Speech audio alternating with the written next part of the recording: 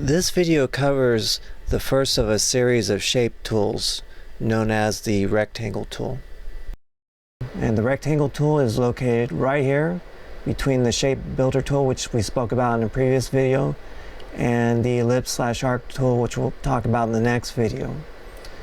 Now, the rectangle tool can be activated just by clicking on it in the tools palette or tapping the R key on your keyboard. Now, if you haven't had much experience with any type of vector art program, what the rectangle tool basically does, it creates vector shapes of a rectangle, square, and frankly, the difference between this and any other vector object is the fact that the rectangles that you create don't have nodes or points, they have handles. And basically the handles exist to more or less manipulate your shape. And basically the reason why we do have vector shapes is to help artists quickly create their graphics. Alright, so instead of having to whip out the node tool or the pen tool, perfectly bang out your shape, you can just grab the rectangle tool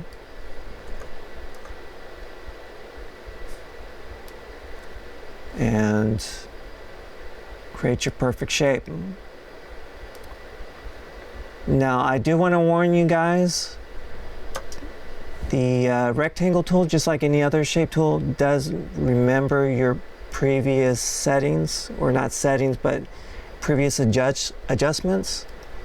So if you created a rectangle that was rounded, it's going to do it again with your next shape or your next rectangle. So for example, I got basically a rectangle with 90-degree angles. Next one's going to be basically another perfectly created rectangle. Say I adjust these curve nodes over here. The next shape that I'm going to create is going to remember those same adjustments. So that's just a fair warning. It's not a bug, it's actually a feature. But let's go ahead and we'll explore the rectangle tool here. We'll just lay one in. Okay, now the handles over here can be manipulated either using the rectangle tool or the node, the node tool. I believe that's what it's called. Yeah. And these square handles basically are used to stretch and scale the shape.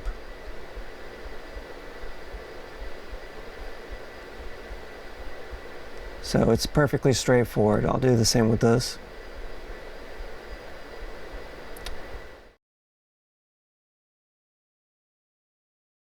Talk about those circular handles. Now, normally they're bunched up in the corner, and what most people use these handles for are to curve the corners, and yes, you can accomplish that, but what they actually do is they curve the sides of the rectangle. So for example, when I drag down the first circle handle, it actually rounds the sides of the rectangle and not the tops and the bottoms.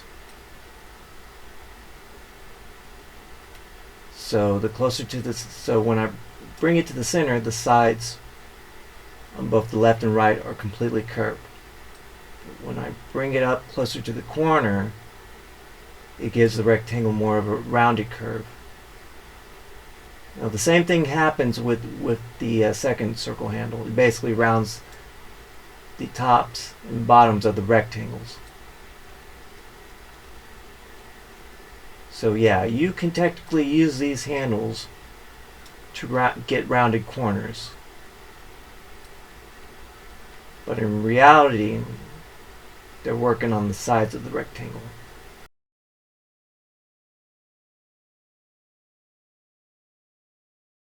The perfect square. So we'll tap the R key And while holding down the control key, and this is possible on every platform, Mac, PC, Linux, whatever, while holding down the control key, we'll click and drag our square.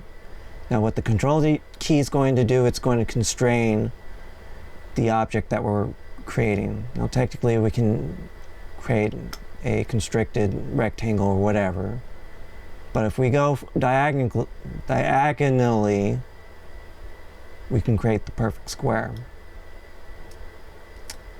And I believe you can use the control key to constrain your squashing, scaling, or whatever using the squared handles. Alright, now you might be asking, well, hey, what if I want to turn this into a vector object and manipulate it even more? No big deal. You can jump up into the Paths menu, head straight to Object to Path, which is, alright, on the Mac it's Command-Shift-C. On Linux Windows it's Control-Shift-C. So, but we'll select it, and I'll bring up the node tool using the in on the keyboard. And now we can manipulate our rectangle however we wish. Thank you once again for watching this video. Please click the like button to let the algorithm know that you actually enjoy this type of content. And please click on the subscribe button so you can be made aware when future content does drop. Beyond that, thanks again. See you next time.